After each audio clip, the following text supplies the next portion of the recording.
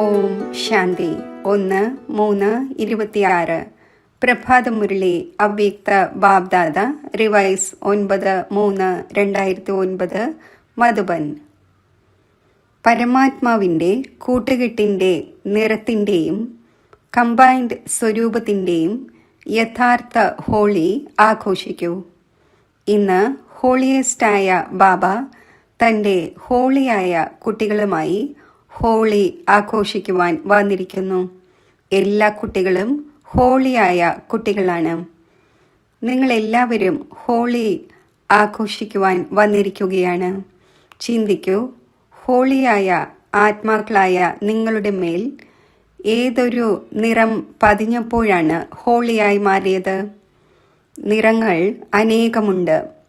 എന്നാൽ നിങ്ങളുടെ മേൽ ഏതൊരു നിറമാണ് പതിഞ്ഞത്? താങ്കൾ ഹോളിയായി മാറാൻ തക്കവണ്ണം ഏറ്റവും ശ്രേഷ്ഠമായ നിറം ഏതാണ്? ഏറ്റവും വലുതിലും വലിയ നിറമാണ് പരമാത്മാവുമായുള്ള കൂട്ടുകെട്ടിൻ്റെ നിറം. അപ്പോൾ പരമാത്മാവിൻ്റെ കൂട്ടുകെട്ടിൻ്റെ നിറം പതിഞ്ഞപ്പോൾ സഹജമായി ഹോളിയായി മാറി. കാരണം പരമാത്മാവിൻ്റെ കൂട്ടുകെട്ടിൻ്റെ അവിനാശിയായ കൂട്ടുകെട്ടിൻ്റെ നിറമാണ്. മറ്റു നിറങ്ങൾ അല്പസമയത്തേക്ക് വേണ്ടിയുള്ളതാണ്. എന്നാൽ പരമാത്മാവിൻ്റെ കൂട്ടുകെട്ടിൻ്റെ നിറം പതിയുന്നതിലൂടെ സഹജമായി തന്നെ ഹോളി, അതായത് പവിത്രമായി മാറി. ആത്മാവിൻ്റെ നിറം അപവിത്രതയിൽ നിന്നും പവിത്രമായി. കാരണം നിങ്ങളെല്ലാവരും പരമാത്മാവിനെ തൻ്റെ കമ്പാനിയൻ ആക്കി മാറ്റി, കമ്പനി ഉണ്ടാക്കി, കൂട്ടുകെട്ടുണ്ടാക്കി. അതിനാൽ കമ്പൈൻഡ് ആയി കഴിഞ്ഞു. ഈ കമ്പൈൻഡ് സ്വരൂപം പ്രിയപ്പെട്ടതായി തോന്നുന്നുവല്ലോ. ഈ കമ്പൈൻഡ് രൂപം ഒരിക്കലും വേർപെടുക സാധ്യമല്ല. അനുഭവമുണ്ടല്ലോ, സദാ കമ്പൈൻഡായി ഇരിക്കുന്നുണ്ടല്ലോ, ഒറ്റയ്ക്കല്ല. മായ ഒറ്റയ്ക്കാക്കുവാൻ പരിശ്രമിക്കുന്നു. എന്നാൽ ആരാണോ സദാ കമ്പൈൻഡായി ഇരിക്കുന്നവർ, അവർ ഒരിക്കലും വേർപെടുക സാധ്യമല്ല. കാരണം മായ വേർപെടുത്തിയ ശേഷം പിന്നെ പഴയ സംസ്കാരങ്ങളെ എമർജ് ചെയ്യുന്നു. പഴയ സംസ്കാരങ്ങൾ എമർജ് ആവുകയും ചെയ്യുന്നു. അപ്പോൾ ശുദ്ധ സംസ്കാരം മേർജായി പോകുന്നു. പഴയ സംസ്കാരമാണ് അലക്ഷ്യവും ആലസ്യവും. ഇവ ഭിന്ന ഭിന്ന രൂപത്തിൽ എമർജ് ആകുന്നതിലൂടെ കമ്പൈൻഡ് രൂപം വേർപെട്ടു പോകുന്നു. അപ്പോൾ ഓരോരുത്തരും സ്വയം ചെക്ക് ചെയ്യൂ. സദാ കമ്പൈൻഡായി ഇരിക്കുന്നുണ്ടോ, അതോ ഇടയ്ക്ക് ഒറ്റയ്ക്കായി പോവുകയും ചെയ്യുന്നു? മായയുടെ അനേകം സ്വരൂപങ്ങളെക്കുറിച്ച് അറിഞ്ഞു കഴിഞ്ഞു. അത് കൗശലത്തോടെ തൻ്റെ നിറം ചാർത്തുന്നു.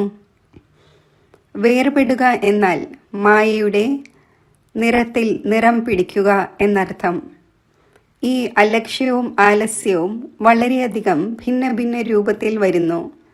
കുട്ടികൾക്കും അതിനെ തിരിച്ചറിയുവാൻ കഴിയുന്നില്ല. കാരണം മായ അതിൻ്റെ നേർക്ക് ആകർഷിക്കുന്നു. ഈ അലക്ഷ്യവും ആലസ്യവും രാവണൻ്റെ ഖജനാവാണ്. ഇത് ബാബയുടെ ഖജനാവല്ല. രാവണൻ്റെ ഖജനാവിനെ കുട്ടികളും വളരെ ലഹരിയോടെ പറയുന്നു, ഞാൻ ആഗ്രഹിക്കുന്നില്ല, എന്നാൽ എൻ്റെ സംസ്കാരമാണ്. സംസ്കാരം എൻ്റേത് എന്ന് പറയുവാൻ തുടങ്ങുന്നു. ഇത് പരമാത്മാവിൻ്റെ ഖജനാവാണോ അതോ രാവണൻ്റെ ഖജനാവാണോ? അതിനെ എൻ്റെ സംസ്കാരം എന്ന് പറയുന്നത് ശരിയാണോ? ചിന്തിക്കൂ. എൻ്റേതാക്കി മാറ്റി. ഇത് മായയുടെ കൗശലമാണ്. ബാബയുടെ ഖജനാവാണോ പ്രിയപ്പെട്ടത്, അതോ ഈ രാവണൻ്റെ ഖജനാവാണോ പ്രിയപ്പെട്ടത്? സാധാരണ രീതിയിൽ കുട്ടികൾ സ്വയം തന്നെ ഒഴിവാക്കുന്നതിനായി പറയുന്നു, എൻ്റെ സംസ്കാരമാണ്, ആഗ്രഹിക്കുന്നില്ല. അപ്പോൾ ചിന്തിക്കൂ, ഇത് എൻ്റേതാണോ? ബാബ പറയുന്നു, രാവണൻ്റെ ഖജനാവിനെ തൻ്റെ ഖജനാവാക്കി മാറ്റുന്നതിലൂടെ പതുക്കെ പതുക്കെ എന്താണോ ശുഭസംസ്കാരം അത് സമാപ്തമായിക്കൊണ്ടിരിക്കും. പരമാത്മാവിൻ്റെ കൂട്ടുകെട്ടിൻ്റെ നിറം മങ്ങുകയും ചെയ്യുന്നു, മായയുടെ നിറം എമർജാവുകയും ചെയ്യുന്നു. അപ്പോൾ മുന്നോട്ടു പോകവേ സ്വയം തന്നെ ചെക്ക് ചെയ്യണം, ഏതൊരു നിറമാണ് പതിഞ്ഞിരിക്കുന്നത്. ലോകത്തുള്ളവരും ഹോളിയിൽ എന്താണ് ചെയ്യുന്നത്? ആദ്യം തിന്മയെ കത്തിക്കുന്നു, പിന്നെ നിറം ചാർത്തുന്നു, ആഘോഷിക്കുന്നു. അപ്പോൾ താങ്കളുടെ മേൽ ബാബ്ദാദ കൂട്ടുകെട്ടിൻ്റെ നിറം ചാർത്തി. എന്നാൽ അതിനോടൊപ്പം ജ്ഞാനത്തിൻ്റെ നിറം, ശക്തികളുടെ നിറം, ഗുണങ്ങളുടെ നിറം അവ ചാർത്തിക്കൊണ്ടിരിക്കുന്നു. അപ്പോൾ എല്ലാവരുടെയും മേൽ ഈ ആത്മീയ നിറം കയറിയോ? കൈ ഉയർത്തു. ആത്മീയ നിറം പിടിച്ചു കഴിഞ്ഞു. ഇളകി പോകുന്നതല്ലല്ലോ. ആരുടെ മേൽ ആത്മീയ നിറം പതിഞ്ഞുവോ, അവിനാശി നിറം പതിഞ്ഞുവോ, അവരുടെ മേൽ മറ്റൊരു നിറവും പിടിക്കുക സാധ്യമല്ല. ഈ നിറത്താൽ എത്ര ഹോളിയായി മാറി. മുഴുവൻ കൽപ്പത്തിലും താങ്കളെപ്പോലെ ഹോളിയും പവിത്രവുമായി ആർക്കും ആകുവാൻ സാധിക്കില്ല. താങ്കളുടെ പവിത്രത, പ്രഭുവിൻ്റെ കൂട്ടുകെട്ടിൻ്റെ നിറം, പരമാത്മാവുമായി കമ്പൈൻഡായിരിക്കുന്നതിൻ്റെ അനുഭവം ഏറ്റവും വേറിട്ടതും പ്രിയപ്പെട്ടതുമാണ്.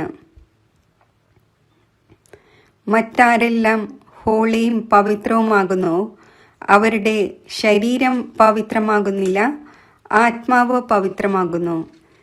എന്നാൽ താങ്കൾ ഈ വിധം ഹോളിയും പവിത്രവുമാകുന്നു. അതായത് താങ്കളുടെ ശരീരവും ആത്മാവും രണ്ടും പവിത്രമായിരിക്കുന്നു. പവിത്രതയെ സുഖം, ശാന്തി, സ്നേഹം, ആനന്ദം എന്നിവയുടെ ജനനി എന്ന് പറയുന്നു. എവിടെ പവിത്രതയുണ്ടോ അവിടെ സുഖവും ശാന്തിയും കൂടെ ഉണ്ടായിരിക്കുക തന്നെ ചെയ്യും. കാരണം എവിടെ ജനനിയുണ്ടോ അവിടെ കുട്ടികൾ ഉണ്ടായിരിക്കും. കാരണം ബാബ വന്ന് താങ്കളെ ഈ വിധം ഹോളിയാക്കി മാറ്റുന്നു. അതിലൂടെ താങ്കളുടെ ജഡചിത്രം എത്ര വിധിപൂർവം പൂജിക്കപ്പെടുന്നു. കലിയുഗത്തിൻ്റെ ലാസ്റ്റ് ജന്മത്തിലും താങ്കൾ തൻ്റെ ചിത്രത്തെ കാണുന്നുണ്ട്. എങ്ങനെയാണ് വിധിപൂർവം അവയുടെ പൂജ നടക്കുന്നത്? ഇത് പവിത്രതയുടെ വിശേഷതയാണ്. എത്രയോ മഹാത്മാക്കളുണ്ട്, ധർമാത്മാക്കളുണ്ട്, പവിത്രമായിട്ടുണ്ട്. പക്ഷേ ക്ഷേത്രം ആർക്കും തന്നെ ഉണ്ടാക്കുന്നില്ല. ഇങ്ങനെ വിധിപൂർവം പൂജ ആർക്കും ഉണ്ടാകുന്നില്ല. ലാസ്റ്റ് ജന്മം വരെയും താങ്കളുടെ ചിത്രം പോലും ആശീർവാദങ്ങൾ നൽകിക്കൊണ്ടിരിക്കുന്നു. അല്പസമയത്തേക്ക് സുഖത്തിൻ്റെയും ശാന്തിയുടെയും അനുഭവം നൽകുന്നു. അപ്പോൾ താങ്കളുടെ ഹോളിയും ലോകത്തിലുള്ളവരുടെ ഹോളിയും തമ്മിൽ എത്ര വ്യത്യാസമാണുള്ളത്. മനോരഞ്ജനത്തിനു വേണ്ടി താങ്കളും കുറച്ചൊക്കെ ആഘോഷിക്കുന്നു. എങ്കിലും സത്യമായ ഹോളി പരമാത്മാവിൻ്റെ കൂട്ടുകെട്ടിൻ്റെ നിറം പതിയുന്നതിൻ്റെയും കമ്പൈൻഡ് സ്വരൂപത്തിൻ്റെയും യഥാർത്ഥ ഹോളി താങ്കൾ ആഘോഷിക്കുന്നു. ഹോളി ലോകത്തുള്ളവരും ഭിന്ന ഭിന്ന രൂപത്തിൽ ആഘോഷിക്കുന്നു. അതേപോലെ ഹോളി എന്ന വാക്കിൻ്റെ രഹസ്യം താങ്കൾ അറിയുന്നുണ്ട്. അത് താങ്കൾ തന്നെയാണ് അറിയുന്നത്, താങ്കൾ തന്നെയാണ് ആഘോഷിക്കുന്നത്. ഹോളിയുടെ അർത്ഥമാണ് ഹോളി, കഴിഞ്ഞത് കഴിഞ്ഞു. അപ്പോൾ നിങ്ങളെല്ലാവരും പഴയ ജീവിതം, പഴയ കാര്യങ്ങൾ, പഴയ സംസ്കാരം, പഴയ വ്യർത്ഥ സങ്കല്പം എന്നിവയെല്ലാം ഹോളി, അതായത് കഴിഞ്ഞതാക്കി മാറ്റിയല്ലോ. കഴിഞ്ഞതിനെ കഴിഞ്ഞതാക്കുക എന്നാൽ ഹോളി. അപ്പോൾ ഇങ്ങനെ ചെയ്തുവോ? അതോ ഇപ്പോഴും ഇടയ്ക്ക് അബദ്ധത്തിൽ പഴയ സംസ്കാരങ്ങൾ വരാറുണ്ടോ? നമ്മുടെ ജന്മം തന്നെ പുതിയതാണ് എന്നിരിക്കെ നിങ്ങളെല്ലാവരും മർജീവ ആയി കഴിഞ്ഞുവോ? മർജീവ ആയി കഴിഞ്ഞുവോ? കൈ ഉയർത്തു. ശരി. പുതിയ ജന്മം ഉണ്ടായിക്കഴിഞ്ഞു എങ്കിൽ പഴയ ജന്മം എങ്ങനെ ഓർമ്മ വരും? പഴയതായി കഴിഞ്ഞു. അഥവാ കഴിഞ്ഞ കാര്യങ്ങൾ, സങ്കല്പം, സംസ്കാരം ഇവ എമർജ് ആകുന്നുവെങ്കിൽ എന്തു പറയും? ഹോളി ആഘോഷിച്ചുവോ? ഹോളി നടത്തിയില്ല. അതായത് കഴിഞ്ഞതിനെ കഴിഞ്ഞതാക്കിയില്ല. പരമാത്മാവിൻ്റെ കൂട്ടുകെട്ടിൻ്റെ നിറം നല്ല രീതിയിൽ പിടിച്ചിട്ടില്ല. പരമാത്മാവിൻ്റെ കൂട്ടുകെട്ടിൻ്റെ നിറം പിടിക്കുക എന്നാൽ പഴയ ജന്മം മറന്നു പോവുക എന്നർത്ഥം. പഴയ കാര്യങ്ങൾ മറക്കുക. കാരണം മർജീവ ആയി കഴിഞ്ഞുവല്ലോ. ഇതുപോലെ ശരീരം കൊണ്ട് ഒരു ജന്മം ഉപേക്ഷിച്ച് മറ്റൊന്ന് സ്വീകരിക്കുമ്പോൾ പഴയ ജന്മം ഓർമ്മയുണ്ടാകുമോ? നിങ്ങളെല്ലാവരും ഇപ്പോൾ ബ്രാഹ്മണ ജന്മം ധാരണ ചെയ്യുന്നവരാണ്. അപ്പോൾ കഴിഞ്ഞ ജന്മത്തിലെ സംസ്കാരങ്ങളെ, ഏതൊന്നിനെയാണോ എൻ്റെ സംസ്കാരം എന്ന് തെറ്റായി പറയുന്നത്, അത് താങ്കളുടേതാണോ? ഈ സംസ്കാരം ബ്രാഹ്മണ ജീവിതത്തിൻ്റെതാണോ? ചിലപ്പോൾ അലക്ഷ്യം, ചിലപ്പോൾ റോയൽ ആലസ്യം. ആലസ്യത്തിന് വളരെയധികം ഭിന്ന ഭിന്ന രൂപങ്ങളുണ്ട്. ഇടയ്ക്ക് ഇതിനെക്കുറിച്ച് ക്ലാസ് നടത്തണം. ആലസ്യം എത്ര പ്രകാരത്തിലുണ്ട്? എത്ര റോയൽ രൂപങ്ങളിലാണ് വരുന്നത്? അപ്പോൾ ബ്രാഹ്മണ ജീവിതം എന്നാൽ പുതിയ ജീവിതം. ഇതിൽ പഴയ യാതൊന്നും ഉണ്ടാവുക സാധ്യമല്ല. അപ്പോൾ ഇന്ന് ഹോളി ആഘോഷിക്കുവാൻ വന്നിരിക്കുകയാണല്ലോ. അപ്പോൾ ഹോളി എന്നാൽ കഴിഞ്ഞത് കഴിഞ്ഞു. ഇന്ന് ഹോളി ആഘോഷിക്കുക എന്നാൽ പഴയ സംസ്കാരങ്ങളുടെ ഹോളി കത്തിക്കുക. കത്തിച്ചതിനു ശേഷം തന്നെയാണ് ആഘോഷം നടക്കുന്നത്. ഇപ്പോൾ താങ്കളുടേത് ആഘോഷത്തിൻ്റെ സ്വരൂപമാണ്. കത്തിച്ചു കഴിഞ്ഞു. ഇപ്പോൾ ആഘോഷിക്കണം. പ്രഭുവിൻ്റെ കൂട്ടുകെട്ടിൻ്റെ നിറത്തിൻ്റെ രസം എടുക്കുന്നവരാണ്. കമ്പൈൻഡായിരിക്കുന്നതിൻ്റെ അനുഭവം ചെയ്യുന്നവരാണ്. എന്തുകൊണ്ട്? ഹോളിയസ്റ്റായ ബാബ താങ്കളുടെ മേൽ ഹോളി ആകുന്നതിൻ്റെ, പവിത്രമാകുന്നതിൻ്റെ നിറം ചാർത്തിയിരിക്കുകയാണ്. അപ്പോൾ ഇന്ന് ഏതൊരു ഹോളി ആഘോഷിച്ചുകൊണ്ടിരിക്കുകയാണ്. ഇന്നു മുതൽ വിശേഷിച്ച് യാതൊരു പഴയ സംസ്കാരത്തെയും വരാൻ അനുവദിക്കരുത്. ഈ ഹോളി ആഘോഷിക്കണം. ആഘോഷിക്കുവാൻ സാധിക്കുമോ? അതോ ഇടയ്ക്കിടയ്ക്ക് വരുമോ? ഞാൻ ചെയ്യുവാൻ ആഗ്രഹിച്ചിരുന്നില്ല, എന്നാൽ എൻ്റെ സംസ്കാരമാണ് എന്ന ഈ റോയൽ വാക്ക്, ഈ വാക്ക് ഇന്ന് ദൃഢസങ്കല്പത്തിൻ്റെ വിധിയിലൂടെ സമാപ്തമാക്കൂ. ഇങ്ങനെയുള്ള ഹോളി ഇന്ന് സദാകാലത്തേക്കായി ആഘോഷിക്കാനുള്ള ധൈര്യം വയ്ക്കുന്നുണ്ടോ? അതോ ഇടയ്ക്കിടയ്ക്ക് ആഘോഷിക്കും എന്നാണോ? ഇന്നു മുതൽ പഴയ സംസ്കാരത്തിൻ്റെ ഹോളി കഴിഞ്ഞത് കഴിഞ്ഞു. പുതിയ ജന്മമാണ്. ആ പഴയ ജന്മം അവസാനിച്ചു എന്ന് ആരാണോ മനസ്സിലാക്കുന്നത്, ഇങ്ങനെയുള്ള ധൈര്യം വയ്ക്കുന്ന കുട്ടികളായ നിങ്ങൾ ബാബയുടെ മധുരമധുരമായ ഓമനകളും വളരെ കാലത്തിനു ശേഷം കണ്ടുമുട്ടിയവരുമായ കുട്ടികളാണല്ലോ. അപ്പോൾ ഈ സങ്കല്പമല്ല, ദൃഢസങ്കല്പം എടുക്കുന്നതിനുള്ള ധൈര്യമുണ്ടോ? കൈ ഉയർത്തൂ. നോക്കൂ, എല്ലാവരും ധൈര്യം വച്ചിരിക്കുകയാണ്. ശരി, കുറച്ചുപേർ ബാക്കിയുണ്ടെങ്കിലും നിങ്ങളെല്ലാവരും സഹചാരികളാണല്ലോ. ഉറച്ച സഹചാരികൾ. 2 കൈകൾ ഉയർത്തൂ. എല്ലാവരുടെയും ഈ ഫോട്ടോ എടുക്കൂ. ശരി, ഡബിൾ വിദേശികളും ഉയർത്തിക്കൊണ്ടിരിക്കുകയാണ്. അപ്പോൾ ബാബ്ദാദ താങ്കൾക്ക് കോടി കോടി മടങ്ങ് ആശംസകൾ നൽകുകയാണ്. ഹോളിയുടെയും ഹോളി ആഘോഷിക്കുന്നതിൻ്റെയും. ഇപ്പോൾ അബദ്ധത്തിൽ പോലും തൻ്റെ വായിലൂടെ ഈ വാക്ക് പറയരുത്. എൻ്റെ സംസ്കാരം, രാവണൻ്റെ സംസ്കാരത്തെ എൻ്റേത് എന്ന് പറയുന്നു. അതിശയം തന്നെ.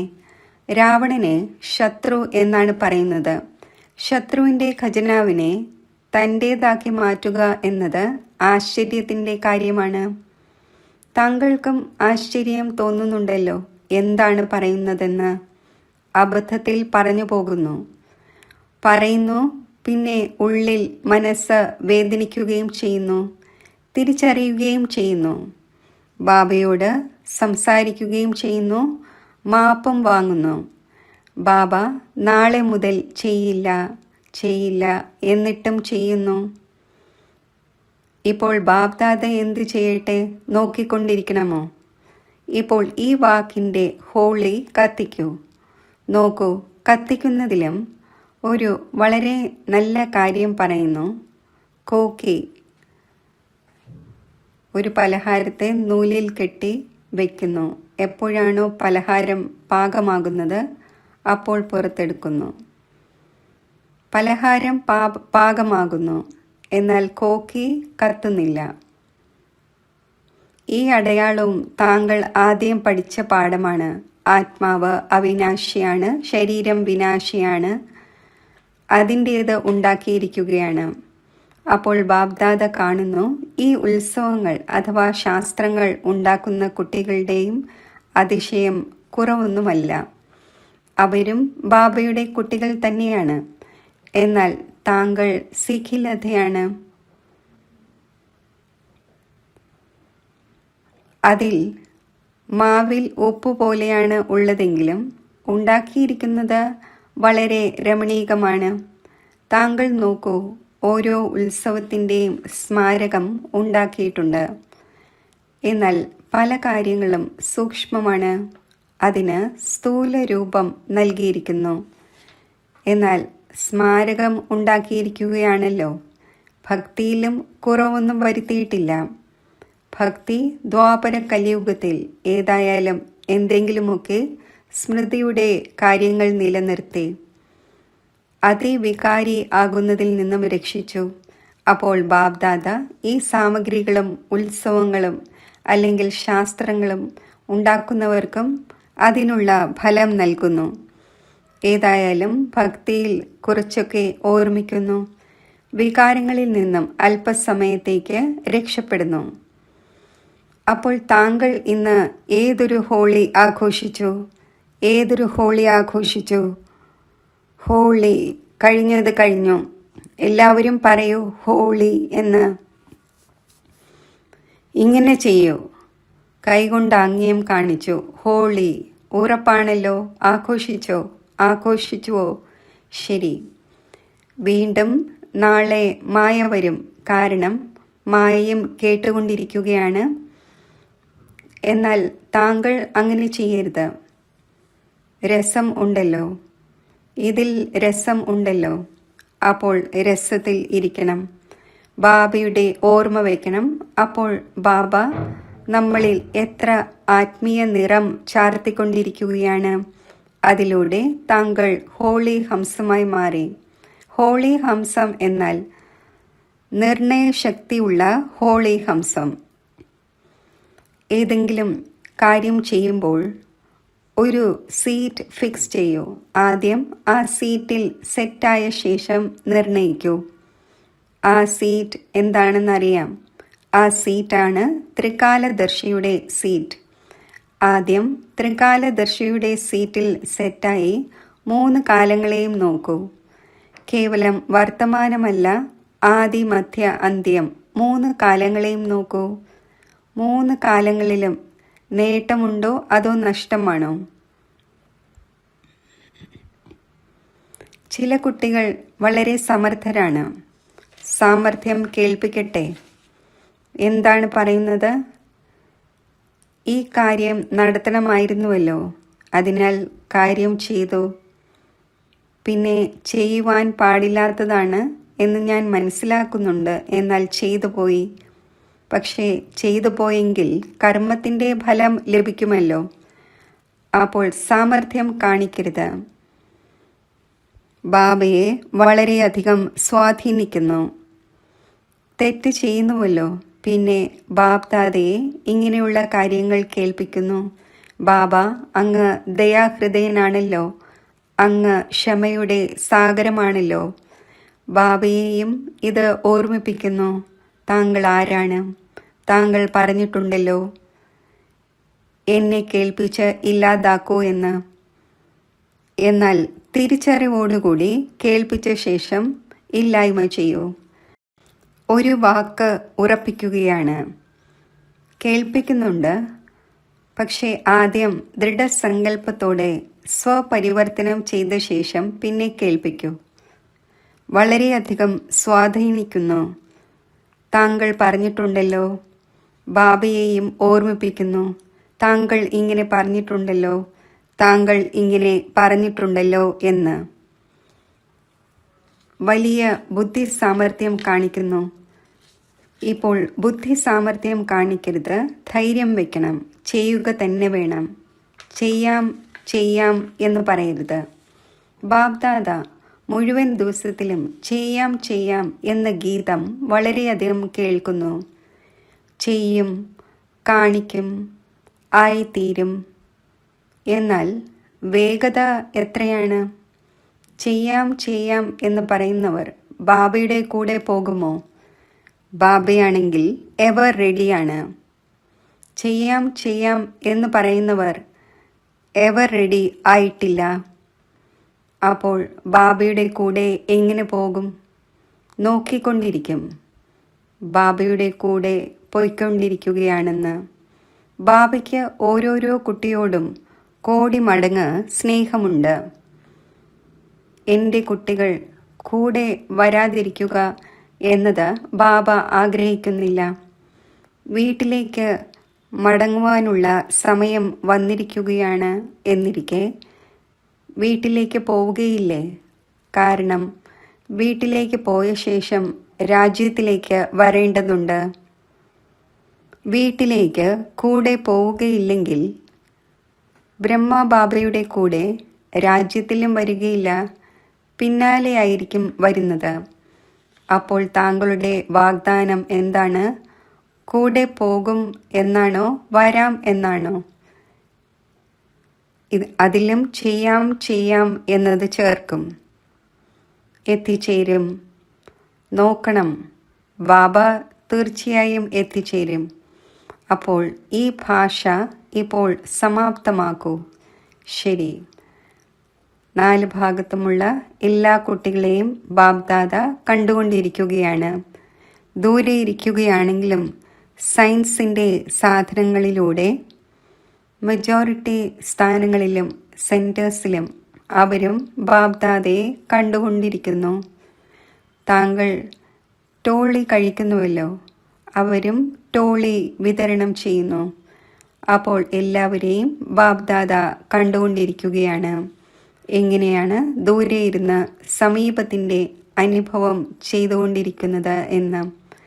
അപ്പോൾ 4 ഭാഗത്തുമുള്ള കുട്ടികൾക്ക് ആരാണോ സദാ ബാബയ്ക്ക് സമാനം, സമ്പന്നവും സമ്പൂർണവും ആകണം എന്ന സങ്കല്പം ധാരണ ചെയ്തിരിക്കുന്നത്, ദൃഢതയുടെ ബലം സമയം പ്രതി സമയം ഈ സങ്കല്പത്തിന് നൽകിക്കൊണ്ടിരിക്കുന്നത്, ഇങ്ങനെയുള്ള 4 ഭാഗത്തുമുള്ള ശുഭസങ്കല്പം ധാരണ ചെയ്യുന്നവർക്ക്, അതിനോടൊപ്പം ബാബയുടെ ആശകളെ പൂർത്തീകരിക്കുന്ന ആശകളുടെ നക്ഷത്രങ്ങൾക്ക്, അതിനോടൊപ്പം ദാദിയുടെ വാക്കുകൾ കർമാതീതം ആവുക തന്നെ വേണം, ആവുക തന്നെ വേണം, ആവുക തന്നെ വേണം എന്നതും, മമ്മയുടെ ഈ വാക്കുകളായ സദാ എന്ത് ചെയ്യണമോ അത് ഇന്ന് ചെയ്യൂ, നാളത്തേക്ക് മാറ്റരുത് എന്നതും, ദീദിയുടെ ഈ വാക്കുകളായ ഇപ്പോൾ വീട്ടിലേക്ക് പോകേണ്ടതുണ്ട് എന്നത് കാതുകളിൽ മുഴങ്ങണം. വീണ്ടും വീണ്ടും ഇപ്പോൾ വീട്ടിലേക്ക് പോകണം എന്ന്. അപ്പോൾ ഈണം മുഴക്കൂ, കർമാതീതം ആകണം, ഇപ്പോൾ വീട്ടിലേക്ക് പോകണം. ഈ വാക്കുകൾ വീണ്ടും വീണ്ടും സ്മൃതിയിൽ കൊണ്ടുവരുന്ന സമർത്ഥ ആത്മാക്കൾക്ക്, ബാബ്ദാദയുടെ ഹോളിയായ കുട്ടികൾക്ക് ഹോളിയുടെ ആശംസകൾ. ഒപ്പം എല്ലാവർക്കും ബാബ്ദാദ മുൻകൂട്ടി തന്നെ മധുബന്റെ മധുരം നൽകുന്നതിന് മുമ്പേ എല്ലാവരും വായി തുറക്കൂ, മധുരം കഴിച്ചു. അപ്പോൾ എല്ലാവർക്കും വളരെ വളരെയധികം കോടി മടങ്ങ് ബാബ്ദാദയുടെയും അഡ്വാൻസ് പാർട്ടിയുടെയും സർവ്വ കുട്ടികൾക്കും സ്നേഹസ്മരണകൾ. ബാബയുടെ നമസ്തേ. വരദാനം: സർവ ആത്മാക്കളെ പ്രതിയും സ്നേഹത്തിൻ്റെയും ശുഭചിന്തകൻ്റെയും ഭാവന വയ്ക്കുന്ന ദേഹി അഭിമാനിയായി ഭവിക്കട്ടെ.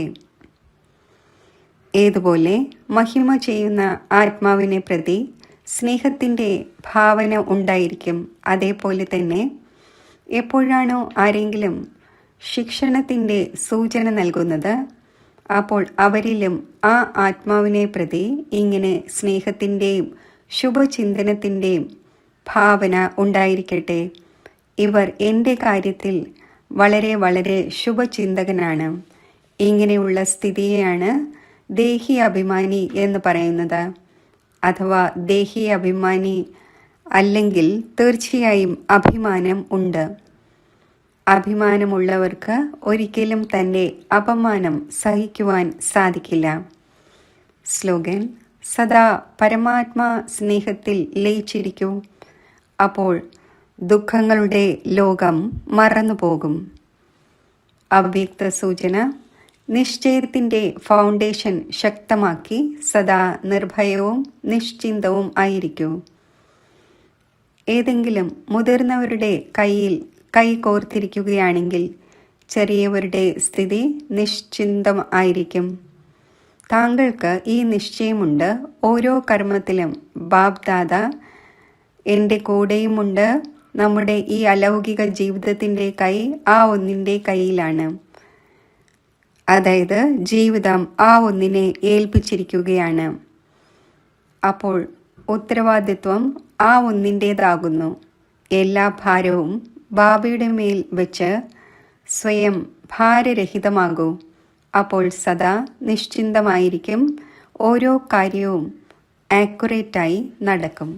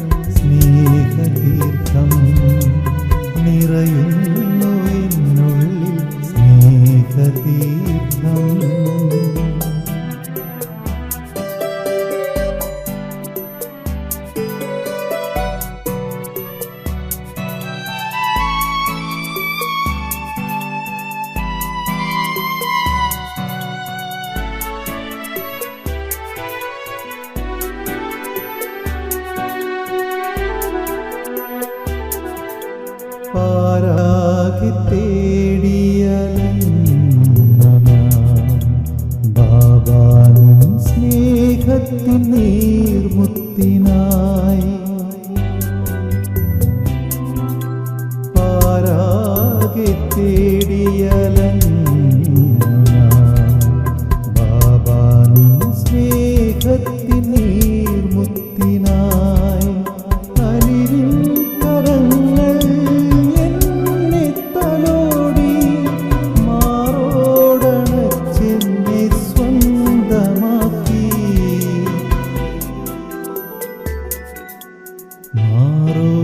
മാറോടണച്ചെന്നെ സ്വന്തമാക്കി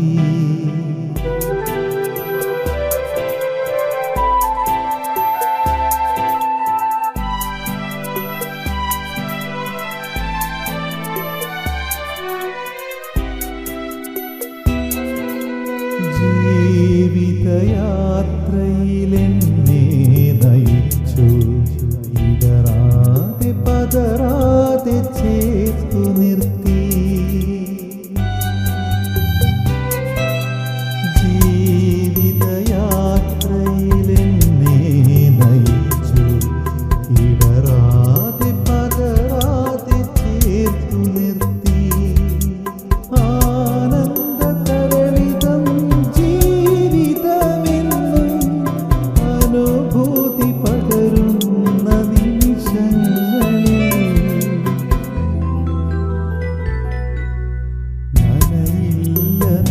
വഴികൾ